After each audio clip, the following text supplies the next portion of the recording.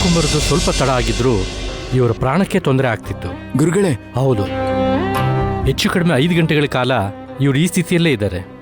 ಇಷ್ಟೊತ್ತು ಇವರು ಇಂಥ ಸ್ಥಿತಿಯಲ್ಲಿದ್ದರೂ ಕೂಡ ಇನ್ನೂ ಉಸಿರಾಡ್ತಿದ್ದಾರೆ ಅಂದರೆ ಆಶ್ಚರ್ಯವೇ. ಇವ್ ಪರಿಸ್ಥಿತಿ ಹೇಗಿದೆ ಗುರುಗಳೇ? ಅವಳಿಗೇನು ಆಗಲ್ಲ ಅಲ್ವಾ? ಏನೂ ಆಗೋಲ್ಲ ಅಂತ ನಾನು ಹೇಳಕ್ಕಾಗಲ್ಲ. ಪ್ರಾಣ ಕಾಪಾಡೋದಕ್ಕೆ ನಾನು ಪ್ರಯತ್ನ ಪಡ್ತೀನಿ. ಏನೋ ಒಂದು ಮಾಡಿ ಗುರುಗಳೇ. ಆಂಬುಲೆನ್ಸ್ ಬರೋದಕ್ಕೆ ಇನ್ನೂ ಅರ್ಧ ಗಂಟೆ ಟೈಮ್ ಬೇಕು ಅಂತ ಹೇಳಿದ್ರು. ಅಲ್ಲಿವರೆಗೂ ಅವಳ ಪ್ರಾಣನ ಕಾಪಾಡಿ, ಅಷ್ಟೇ ಸಾಕು. ಇಲ್ಲಾಗದೇ ಇರೋದು ಬೇರೆಲ್ಲೂ ಆಗೋದಿಲ್ಲ. ಅಷ್ಟು ಮಾತ್ರ ನಾನು ಹೇಳ್ತೀನಿ. ನನ್ನ ವಿದ್ಯೆ ಮೇಲಿರೋ ನಂಬಿಕೆಯಿಂದ ನಾನು ಹೇಳ್ತಿದ್ದೀನಿ. ಗೊತ್ತು ಗುರುಗಳೇ, ನಿಮ್ಮ ಕೈಗುಣದ ಬಗ್ಗೆ ತುಂಬ ಚೆನ್ನಾಗಿ ಗೊತ್ತು. ಅದಕ್ಕೆ ಮೊದಲು ಇಲ್ಲಿಗೆ ಕರ್ಕೊಂಬಂದ್ವಿ. ಇವಳನ್ನ ನೀವು ಕಾಪಾಡ್ಬೇಕು ಗುರುಗಳೇ. ಇವಳಿಗೇನಾದ್ರೂ ಆದ್ರೆ ಹೋಗೋದು 1 ಜೀವ ಅಲ್ಲ, 2 ಜೀವ ಗುರುಗಳೇ. ಈ 2 ಜೀವನು ನೀವೇ ಉಳಿಸ್ಬೇಕು ಗುರುಗಳೇ. ನೀವು ಧೈರ್ಯ ಕಳ್ಕೋಬೇಡಿ. ಆ ದೇವ್ರ ಮೇಲೆ ನೀವು ಭಾರ ಹಾಕಿ, ಅವನೇ ಎಲ್ಲ ನೋಡ್ಕೋತಾನೆ. ನೀವು ಸ್ವಲ್ಪ ಈ ಕಡೆ ಬನ್ನಿ. ರಾಮು, ಅದನ್ನು ಕೊಡು.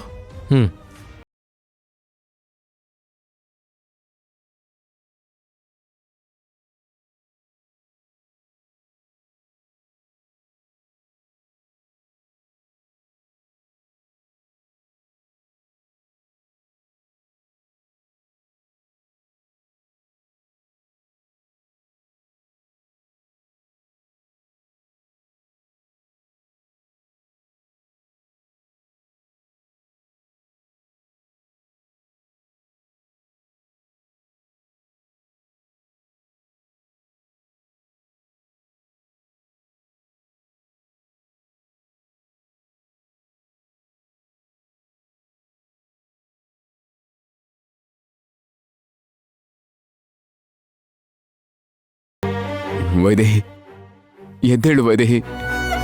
ನೀನ್ ಕಣ್ಬಿಡೋವರೆಗೂ ನಾನು ಬದುಕಿದ್ದು ಸತ್ ಹಾಗೆ ವೈದೇಹಿ. ಎದ್ದೇಳು ವೈದೇಹಿ.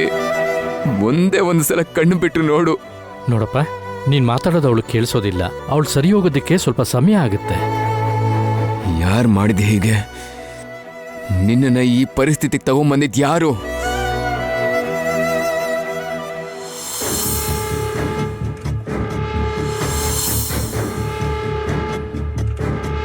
ಏನಾಯ್ತಮ್ಮ? ಅತ್ತೆ, ಏನ್ ಇಷ್ಟೊಂದು ದೀರ್ಘವಾಗಿ ಯೋಚಿಸ್ತಾ ಇದ್ಯಾ?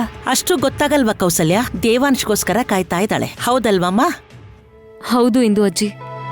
ಕೈ ಗಾಯ ಮಾಡ್ಕೊಂಡು ಹೊರಗಡೆ ಹೋಗಿದ್ದಾನೆ. ಎಲ್ಲಿ ಹೋಗಿದಾನೋ ಏನೋ. ಮತ್ ಯೋಚಿಸ್ತಿದ್ಯಲ್ಲ, ಒಂದ್ಸಲ ಫೋನ್ ಮಾಡಮ್ಮ. ಮಾಡ್ಬೋದು ಅತ್ತೆ. ಮಾಡಿದ್ರೆ ಈಗ್ಲಿಂದಾನೆ ಎಲ್ಲಿದ್ಯಾ, ಏನ್ ಮಾಡ್ತಿದ್ಯಾ ಅಂತ ಕೇಳ್ತಾಳೆ ಅಂತ ಹೀಗ ಅನುಮಾನ ಪಡ್ತಿದ್ದಾಳಲ್ಲ ಅಂತ ಅನ್ಕೋಬೋದು ಅವನು. ಹಾಗ್ಯಾಕ್ ಅನ್ಕೋತಾನೆ? ಅವನ ಬಗ್ಗೆ ಯೋಚಿಸೋಂಥವ್ರು ಮನೇಲಿ ಒಬ್ರು ಇದಾರೆ ಅಂತ ಅವನು ಗೊತ್ತಾಗತ್ತೆ. ಫೋನ್ ಮಾಡಮ್ಮ.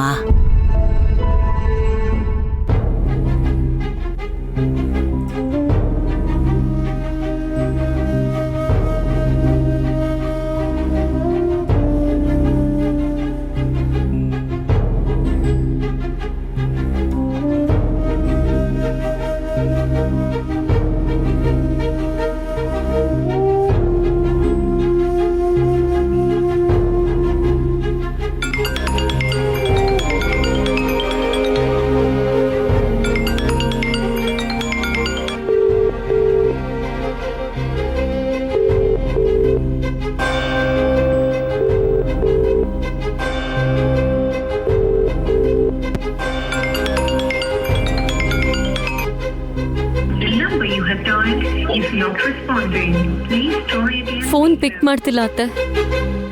ಮತ್ತೆ ಮಾಡಮ್ಮ.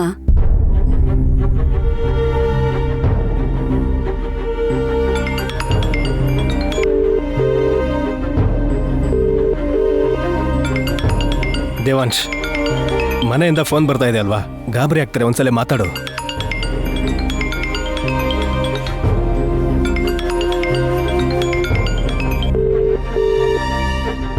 ಹಲೋ ದೇವಾಂಶ್, ದೇವಾಂಶ್,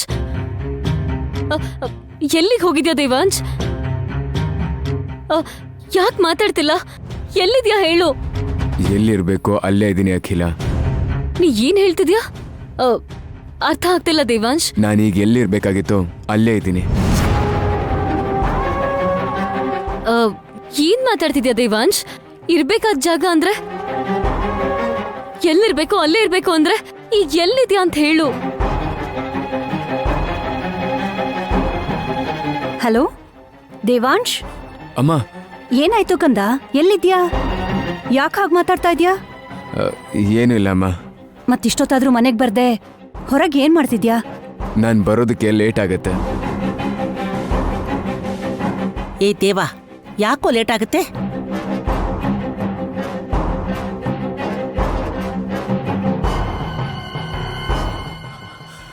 ನೋವಾಗ್ತಾ ಇದೆ ಇಂದು.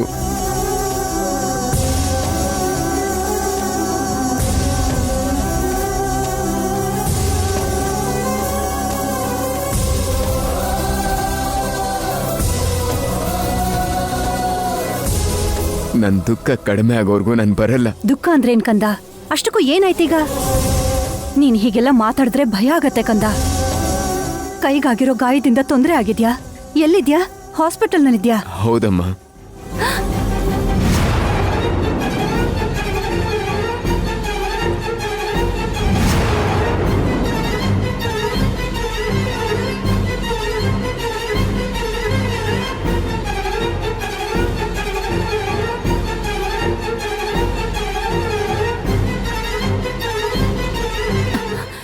ಯಾವ ಹಾಸ್ಪಿಟ್ಲು ಅಂತ ಹೇಳು ಕಂದ, ಇವಾಗ್ಲೇ ಬರ್ತೀನಿ. ದೇವಾಂಶ್, ನಾನು ಬರ್ತೀನಿ. ಎಲ್ಲಿದೆ ಅಂತ ಹೇಳು, ಪ್ಲೀಸ್ ಹೇಳು ದೇವಾ. ಬೇಡ ಅಖಿಲ, ನನ್ನ ಸಹಾಯಕ್ಕೆ ಇಲ್ಲೊಬ್ರಿದ್ದಾರೆ.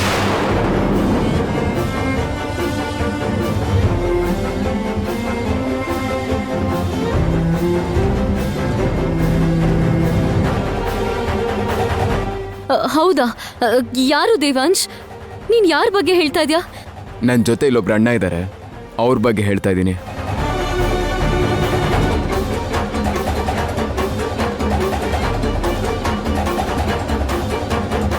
ಅಣ್ಣ? ಯಾವ ಅಣ್ಣ ಕಂದ? ಆಪದ್ಗಾದವರು ಅಣ್ಣನೇ ಅಲ್ವಾ? ಆದ್ರೂ ಈ ದುಃಖ ನನ್ನೊಬ್ಬಂದೆ, ನನಗೆ ಅನುಭವಿಸೋಕ್ ಬಿಟ್ಬಿಡಿ. ನಿನ್ ದುಃಖ ಹಂಚ್ಕೊಳ್ಳೋದಿಕ್ಕೆ ನಾವೆಲ್ಲ ಇದೀವಲ್ಲ. ಅಖಿಲ ನಿನ್ಗೋಸ್ಕರ ಕಾಯ್ತಾ ಇದ್ದಾಳೆ. ನೀನ್ ಬಂದಿಲ್ಲ ಅಂತ ಹೆದರ್ಕೋತಿದ್ದಾಳೆ. ಬೇಗ ಬಾ ಕಂದ. ಮತ್ತೆ ಫೋನ್ ಮಾಡ್ತೀನಿ ಅಮ್ಮ.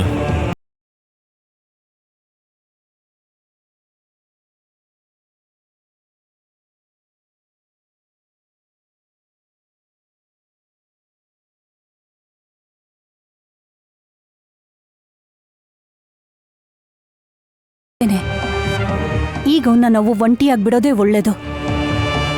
ಇನ್ನೊಂದ್ ಸ್ವಲ್ಪ ಹೊತ್ತಲ್ಲಿ ಅವನೇ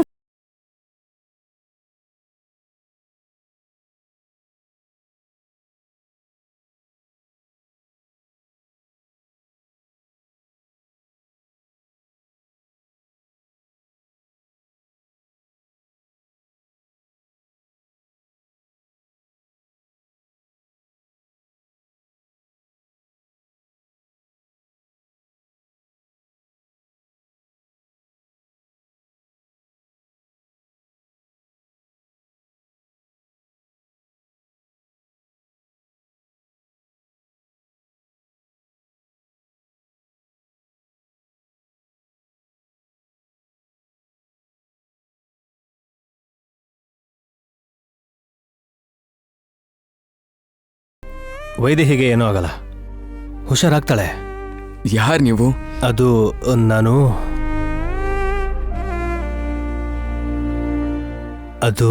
ನಾನು ಮಹೇಂದ್ರ ಅಂತ. ನೀವಿರ್ಲಿಲ್ಲ ಅಂದಿದ್ರೆ ನನ್ನ ವೈದೇಹಿ ಪರಿಸ್ಥಿತಿ ಏನಾಗ್ತಿತ್ತು? ಇಷ್ಟೊತ್ತಿಗೆ ನಮ್ಮಿಬ್ರು ಪರಿಸ್ಥಿತಿ ಏನಾಗ್ತಿತ್ತು? Devansh, please control. ನೀವು ಕಾರ್ ಹತ್ರ ಬಂದು ಕಾರ್ ರಿಪೇರಿ ಮಾಡ್ತೀನಿ ಅಂತ ಹೇಳದೆ ಹೋಗಿದ್ರೆ ಏನಾಗ್ತಿತ್ತು ಅಂತ ನೆನೆಸ್ಕೊಂಡ್ರೇನೆ ನನಗೆ ಈಗಲೂ ಕೂಡ ತುಂಬಾ ಭಯ ಆಗುತ್ತೆ. ಸರಿಯಾದ ಸಮಯಕ್ಕೆ ಬಂದು ನಮ್ಮನ್ನ ಕಾಪಾಡಿದ್ರಿ ಅಣ್ಣ.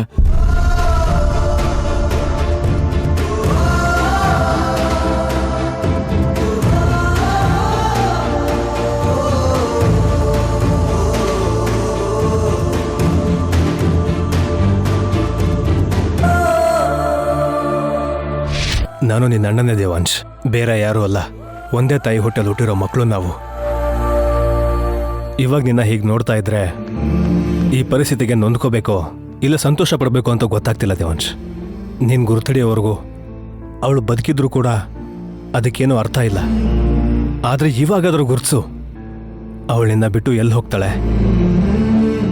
ಎಷ್ಟೇ ದೂರ ಹೋದ್ರೂ ನಿನಗೋಸ್ಕರ ಮತ್ತೆ ವಾಪಸ್ ಬಂದೇ ಬರ್ತಾಳೆ. ಥ್ಯಾಂಕ್ಸ್ ಮಹೇಂದ್ರ. ಅಣ್ಣನ ಥರ ಅಂದೆ ಅಲ್ವಾ, ಮತ್ತೆ ಥ್ಯಾಂಕ್ಸ್ ಯಾಕೆ? ಈಗಾಗಲೇ ನಮಗೋಸ್ಕರ ನೀವು ತುಂಬ ಶ್ರಮ ಪಟ್ಟಿದ್ದೀರಾ. ಇನ್ಮೇಲೆ ನಾನು ನೋಡ್ಕೋತೀನಿ. ಪರವಾಗಿಲ್ಲ ದೇವಾಂಶ್, ನಿಮ್ಮಿಬ್ಬರನ್ನ ಈ ಪರಿಸ್ಥಿತಿ ಬಿಟ್ಟು ನಾನೆಲ್ಲೂ ಹೋಗಲ್ಲ. ನಾನಿಲ್ಲೇ ಇರ್ತೀನಿ. ನೀನು ವೈದೇಹಿ ಹತ್ರನೇ ಇರು. ನಾನು ಆ್ಯಂಬುಲೆನ್ಸ್ ಬಂದರೆ ಕರ್ಕೊಂಬರ್ತೀನಿ. ಓಕೆ.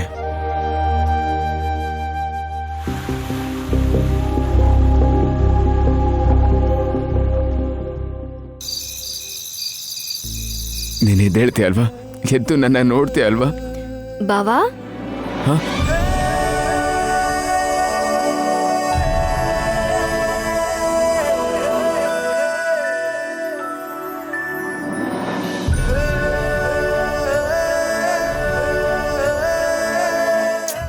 ಅಲ್ಲಿ ಎಲ್ಲಿ ನೋಡ್ತಿದ್ಯಲ್ಲ ಬಾವಾ, ನಾನು ಇಲ್ಲಿದ್ದೀನಿ.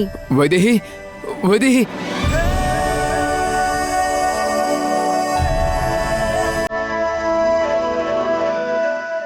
ವೈದೇಹಿ, ವೈದೇಹಿ.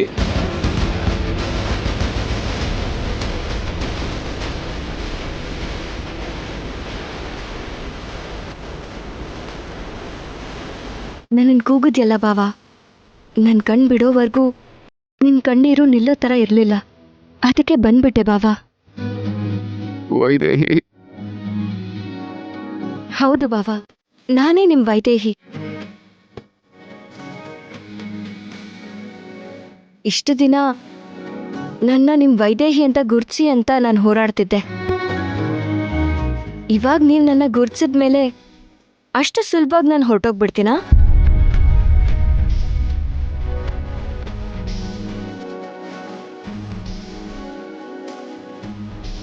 ಅಷ್ಟಕ್ಕೂ ನಿನ್ನ ಉಸಿರಲ್ಲೇ ನನಗೆ ಪ್ರಾಣ ಕೊಟ್ಟಂತ ಜೀವ ಇದು. ಅದು ಈ ಉಸಿರನ್ನ ನಿಲ್ಲೋದಕ್ಕೆ ಬಿಡಲ್ಲ ಬಾವಾ. ಆ ಯಮಾನೇ ಬಂದ್ರು ಹೋರಾಡ್ಬಿಟ್ಟು ನಿನಗೋಸ್ಕರ ಬರ್ತೀನಿ.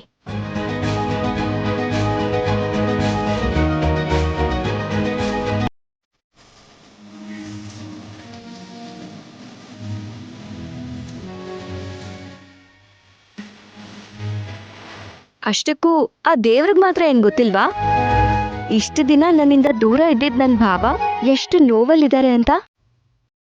ಇವಾಗ ಮತ್ತೆ ದೂರ ಮಾಡಿ ನೋವು ಕೊಡ್ತಾನಾ? ದೂರ ಮಾಡಲ್ಲ ಭಾವ, ನಿನ್ನಿಂದ ನನ್ನನ್ನು ಯಾವತ್ತೂ ದೂರ ಮಾಡಲ್ಲ.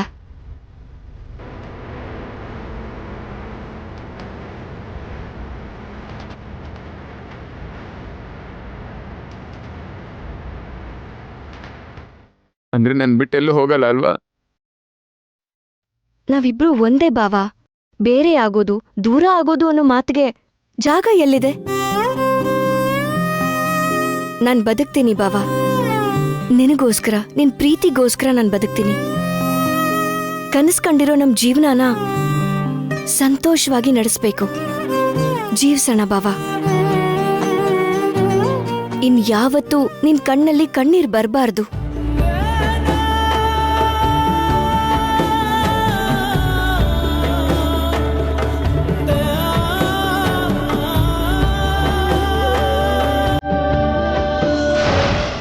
ವೈದೇಹಿ, ಏನಾಯ್ತಪ್ಪ? ಏನಿಲ್ಲ.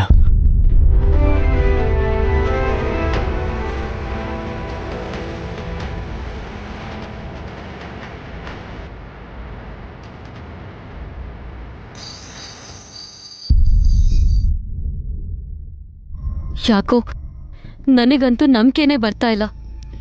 ಅತ್ತೆ ಮಾವ ಇಬ್ಬರಿಗೂ ನಂಬಿಕೆ ಬರಬೇಕು ಅಂತ ತಾನೆ ನಾಳೆ ಗುಡಿಲ್ ಹೋಮ ಯಾವ ಆತಂಕನೂ ಇಲ್ಲದೆ ನಡೀಲಿ ಅಂತ ಇಷ್ಟೆಲ್ಲ ಪ್ರಯತ್ನ ಮಾಡ್ತಾ ಇದ್ರೆ ನಿನಗೆ ನಂಬಿಕೆನೇ ಬರ್ತಿಲ್ಲ ಅಂತಿದ್ಯಲ್ಲ. ನೀನು ನಾಳೆ ಬಗ್ಗೆ ಯೋಚನೆ ಮಾಡ್ತಿದ್ಯಾ ಊರ್ಮಿಳ, ಆದ್ರೆ ನಾನು ಇವತ್ತು ಈ ಕ್ಷಣದ ಬಗ್ಗೆ ಯೋಚಿಸ್ತಾ ಇದ್ದೀನಿ. ನನ್ನ ಅನುಮಾನ ನಿಜ ಆದ್ರೆ ದೇವಾಂಶ್ ಈಗ ಅವಳ ಜೊತೆನೇ ಇರ್ತಾನೆ. ಯಾರ ಜೊತೆ? ಆ ವೈಶಾಲಿ ಜೊತೆ. ವೈಶಾಲಿ ಜೊತೆ ದೇವಾಂಶ್ ಯಾಕಿರ್ತಾನೆ? ಏನ್ ಮಾತಾಡ್ತಾ ಇದೀಯಾ? ಅಲ್ಲೇ ಇರ್ತಾನೆ. ಮನೆಯಲ್ಲಿ ಅವಳ ವಸ್ತುಗಳೇ ಇರಬಾರ್ದು ಅಂತ ನಾನ್ ಅನ್ಕೋತಿದ್ರೆ ದೇವಾಂಶ ವೈಶಾಲಿನೇ ಹುಡ್ಕೊಂಡು ಹೋಗಿದ್ದಾನೆ. ದೇವಾಂಶ್ ವೈಶಾಲಿ ಇಬ್ರು ಜೊತೆನಲ್ಲಿರೋ ಅವಕಾಶನೇ ಇಲ್ಲ. ಯಾಕೆ ಅಂದ್ರೆ ಅವಳು ವೈದೇಹಿ ಅಲ್ಲ, ಅದಕ್ಕೆ. ವೈದೇಹಿ ಅನ್ಕೊಂಡು ವೈಶಾಲಿ ಹಿಂದೆ ಬೀಳೋ ಅಷ್ಟು ದೇವಾಂಶ್ ದಡ್ಡ ಅಲ್ಲ, ಅದಕ್ಕೆ. ನಾನು ಹಾಗೆ ಅನ್ಕೊಂಡಿದ್ದೆ. ಆದ್ರೆ ದೇವಾಂಶ್ ಕೈಗೆ ಏಟಾಗಿದ್ದು, ಮನೇಲಿ ಆ ವೈಶಾಲಿ ಇಲ್ದೇ ಇರೋದು, ಆಮೇಲೆ ದೇವಾಂಶು ಎಲ್ಲೋ ಹೋಗಿರೋದು. ಎಲ್ಲಿದ್ಯಾ ಅಂತ ಕೇಳಿದ್ರೆ ಇರ್ಬೇಕಾದ ಜಾಗದಲ್ಲೇ ಇದೀನಿ ಅಂತ ಹೇಳಿದ್ದು. ಇದೆಲ್ಲ ನನ್ನ ಅನುಮಾನಕ್ಕೆ ಕಾರಣ ಆಗಿರೋದು. ನಿನ್ನ ಅನುಮಾನನೆಲ್ಲ ತಗೊಂಡು ಡಸ್ಟ್ಬಿನ್ನಲ್ಲಿ ಬಿಸಾಕ್ಬಿಡು. ನಾನು ಹೇಳ್ತಿದ್ದೀನಿ, ದೇವಾಂಶ್ ವೈಶಾಲಿ ಜೊತೆ ಖಂಡಿತ ಇಲ್ಲ. ದಯವಿಟ್ಟು ನನ್ನ ಮಾತು ನಂಬು. ಅದನ್ನ ಬಿಟ್ಟು ಬೇರೆ ಏನಾದರೂ ಟೆನ್ಷನ್ ಇದ್ರೆ ಹೇಳು, ನಾನು ಕ್ಲಿಯರ್ ಮಾಡ್ತೀನಿ. ಮೊದಲೇ ನಾನು ಟೆನ್ಷನಲ್ಲಿ ಇದ್ದೀನಲ್ವಾ? ಇವತ್ತು ನಿಶ್ಚಿತಾರ್ಥ 90% ಆದ ಹಾಗೆ ಅಲ್ವಾ? ನಾಳೆ ಆ ಗುಡಿಲ್ ಹೋಮ ಆಗೋವರೆಗೂ ನಮ್ಮ ಮದ್ವೆ ಬಗ್ಗೆ ಒಂದು ಕ್ಲಾರಿಟಿ ಸಿಗೋದಿಲ್ಲ. ನಮ್ಮ ಮದ್ವೆಗೂ ಆ ಹೋಮಕ್ಕೂ ಲಿಂಕ್ ಮಾಡಿರೋದ್ರಿಂದ ಟೆನ್ಷನ್ ಜಾಸ್ತಿ ಆಗ್ತದೆ. ಅದ್ರ ಬಗ್ಗೆ ಆದ್ರೆ ಖಂಡಿತ ಟೆನ್ಷನ್ ಮಾಡ್ಕೋಬೇಡ. ಧೈರ್ಯವಾಗಿ ಅಖಿಲ ವೆಟ್ಸ್ ದೇವಾಂಶ್ ಅಂತ ಸ್ಟೇಟಸ್ ಹಾಕೋ. ಮನೇಲಿ ನಡೆಯುವಂತ ನಿಶ್ಚಿತಾರ್ಥನೇ ಹೀಗಾಯ್ತು. ಇನ್ನಾಳೆ ಆ ಹೋಮದಲ್ಲಿ ಏನೇನಾಗುತ್ತೋ. ಅಷ್ಟಕ್ಕೂ ಅವ್ನು ನಾಳೆ ಹೋಮಕ್ಕೆ ಬರ್ತಾನೋ ಇಲ್ವೋ? ಬರ್ದೆ ಎಲ್ಲಿಗೆ ಹೋಗ್ತಾನೆ? ಮಾವ ಸೀರಿಯಸ್ ಆಗಿ ಅವನಿಗೊಂದು ಫೋನ್ ಕಾಲ್ ಮಾಡಿದ್ರೆ ಅವನಾಗೆ ಬರ್ತಾನೆ. ಇಷ್ಟಕ್ಕೂ ನಾಳೆ ಗುಡಿನಲ್ಲಿ ಏನೇ ನಡೆದ್ರು ಮನೆಯವ್ರಿಗೆ ಅರ್ಥ ಆಗೋದು ಮಾತ್ರ ದೇವಾಂಶ್ ಮತ್ತೆ ನಿಂದು ದೂರ ಮಾಡೋಕ್ಕಾಗ್ದಿರೋ ಅನ್ನೋ ಸಂಬಂಧ ಅನ್ನೋದು ಗೊತ್ತಾಗುತ್ತೆ. ಮದುವೆ ಡೇಟ್ ಫಿಕ್ಸ್ ಮಾಡ್ಕೊಂಡೆ ನೀನು ಮನೆಗೆ ಬರೋದು. ಅದಾದ್ಮೇಲೆ ವೈದೇಹಿ ಬದುಕಿ ವಾಪಸ್ ಬಂದ್ರು ಅಖಿಲಾನೇ ಈ ಮನೆ ಸೊಸೆ ಅಂತ ಈ ಮನೆಯವರೇ ಹೇಳೋ ಹಾಗಾಗುತ್ತೆ. ಹೇಗಾಗುತ್ತೆ? ಏನ್ ನಡೆಯುತ್ತೆ? ಹೇಗಾಗುತ್ತೆ ಅನ್ನೋದನ್ನ ನನಗೆ ಬಿಟ್ಬಿಡು. ಎಲ್ಲ ಏರ್ಪಾಟು ನಾನು ಮಾಡಿದ್ದೀನಿ. ಇದನ್ನೆಲ್ಲ ಮರ್ತು ನೆಮ್ಮದಿಯಾಗಿ ಹೋಗಿ ಮಲ್ಕೋ. ನಿದ್ದೆಲಿ ದೇವಾಂಶ್ ಜೊತೆ ನಿನಗೆ ಬೇಕಾದಷ್ಟು ಕನ್ಸು ಕಾಣು.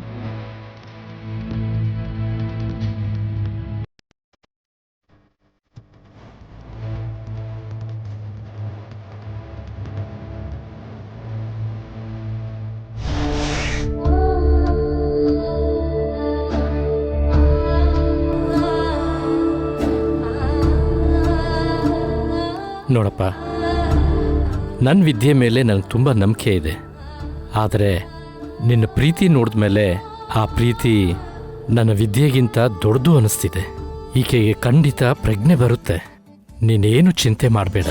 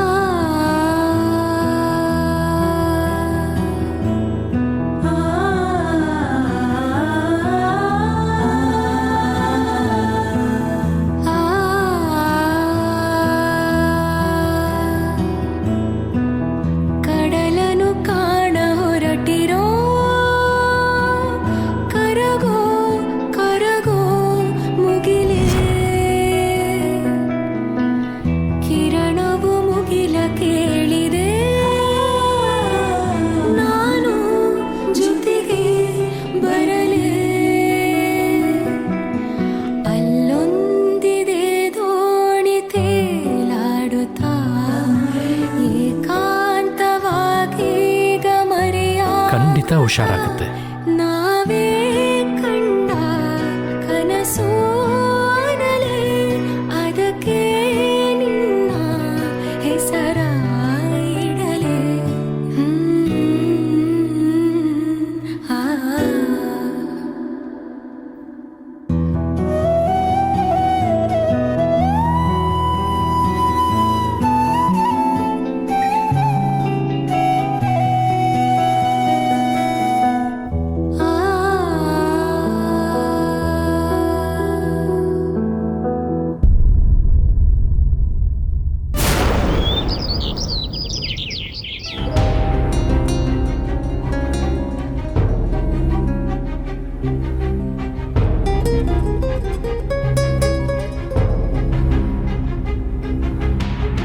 ಅಲ್ಲೋ ರಂಗ, ಯಾವಾಗ್ಲೂ ದೇವಾಂಶ್ ದೇವಾಂಶ್ ಅಂತ ಅವನ ಜೊತೆಲೇ ಇರ್ತೀಯ.